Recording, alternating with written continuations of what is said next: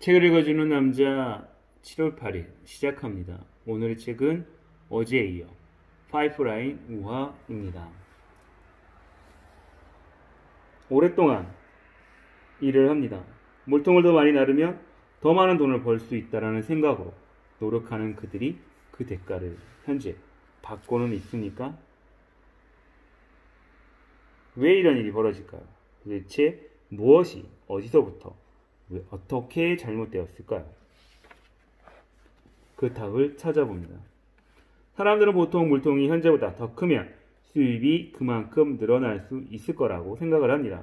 그들이 운이 좋아 더 큰 물통을 나를 수 있다면 모든 일이 순조로울 거라 확신합니다. 다른 한편으로 사람들은 다른 사람이 어떤 물통을 나르고 있고 또 얼마나 많이 버는지 알고 싶어 합니다. 그 궁금증을 해소하기 위해 미국 노동통계청은 수백 종의 직업에 대한 시간당 임금을 조사해 사람들에게 알려줍니다. 여러분이 열심히 물통을 나른 대가로 받는 시간당 수입을 다른 직종과 비교 한번 해보십시오. 가령 사람들이 일주일에 40시간을 일하고 매년 2주간의 유급휴가를 받는다고 봅시다.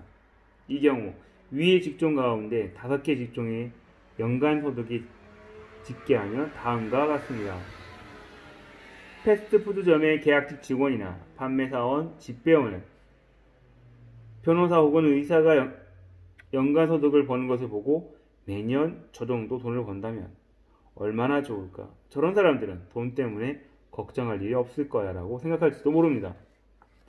사실 내과 의사의 물통은 패스트푸드점 계약직 직원의 물통보다 100배 정도 더 큽니다. 그렇다고 의사들이 돈 걱정을 하지 않는다는 것은 아닙니다. 의사든 계약직 직원이든 집배원이든 돈에 얽매일 수밖에 없는 처지는 똑같습니다. 그 이유는 무엇일까요? 일반적으로 전무직 종사자는 일반 근로자에 비해 돈을 많이 법니다. 하지만 그만큼 씀씀이가 무시하지 못할 정도로 크다는 거죠. 억대 소득을 올리는 의사나 변호사가 그들의 호화로운 생활 수준을 감당하려면 번 돈의 대부분을 소비해야 합니다. 이는 일반 근로자와 전무직 종사자의 지출 구조를 살펴보면 단박에 알 수 있습니다. 일반 근로자는 보통 5,000달러짜리 중고차를 구입하지만 의사나 변호사는 45,000달러 이상의 렉서스 정도는 몰려고 합니다. 일반 근로자는 아이들의 학비를 면제해주는 공립학교에 보내지만 의사나 변호사는 학비가 많이 드는 사립학교에 보냅니다. 일반 근로자는 75,000달러짜리 집에서 살지만 의사나 변호사는 35만 달러나 되는 집에서 살고 있습니다. 일반 근로자는 일주일에 한 번 가족과 함께 조촐하게 외식을 하지만 의사나 변호사는 일주일에 2번 이상 호화로운 식당에서 값비싼 음식을 먹습니다. 일반 근로자는 비용 걱정 때문에 마음 놓고 휴가를 가지도 못하지만 의사나 변호사는 매년 온 가족과 함께 스키 여행을 떠납니다. 일반 근로자는 대중 골프장에서 골프를 치지만 의사나 변호사는 비싼 골프클럽 회원권을 한두 개쯤은 가지고 있습니다. 이제 살아가는 모습이 눈에 확 보이십니까? 사람들은 보통 의사나 변호사, 회계사 같은 전문직 종사자가 더 큰 물통을 나른다는 이유로 그들을 몹시 부러워합니다.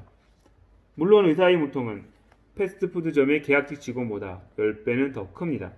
그러나 의사의 지출도 계약직 직원에 비해 10배 더 크기 때문에 둘 다 버는 족족 소비하기 바쁘다는 점에서 별다른 차이가 없습니다.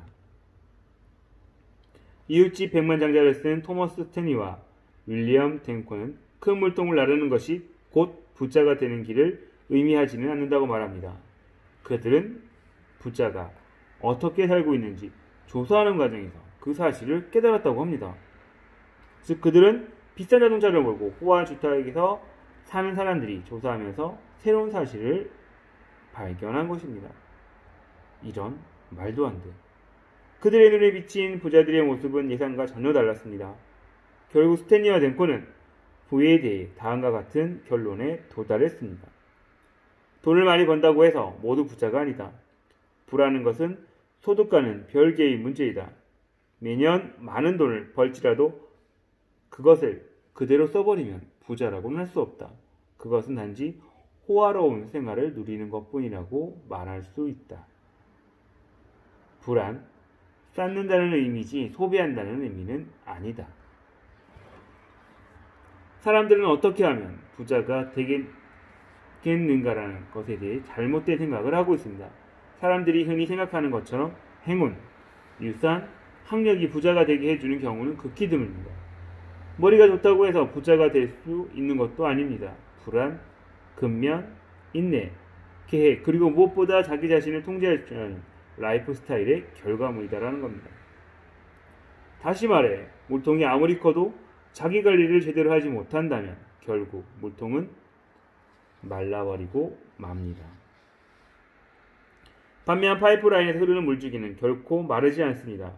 왜냐하면 계속해서 저절로 채워지기 때문입니다. 그렇지만 일단 파이프라인을 설치하려면 인내와 끈기, 미래에 대한 비전이 있어야 합니다. 즉 파이프라인은 저절로 만들어지지는 않습니다. 파이프라인을 설치하려면 그만큼 시간과 노력을 투자해야 합니다. 누구나 더 큰 물통을 갖고 싶어 합니다.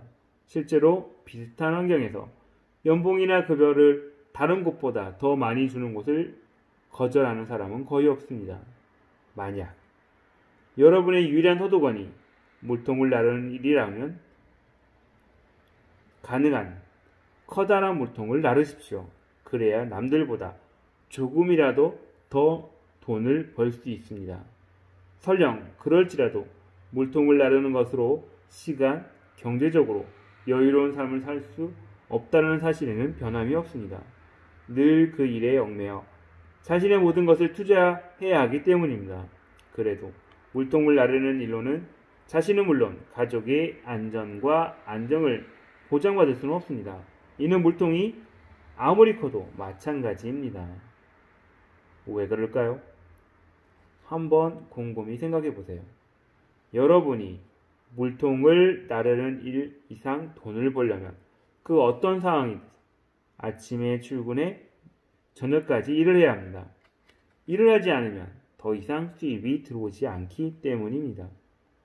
이런 이유로든 여러분이 일을 하지 못한다면 여러분의 수입은 완전히 끊기고 말게 됩니다. 아직도 물통에 매달려 여러분의 현재와 미래를 보장받고 싶습니까?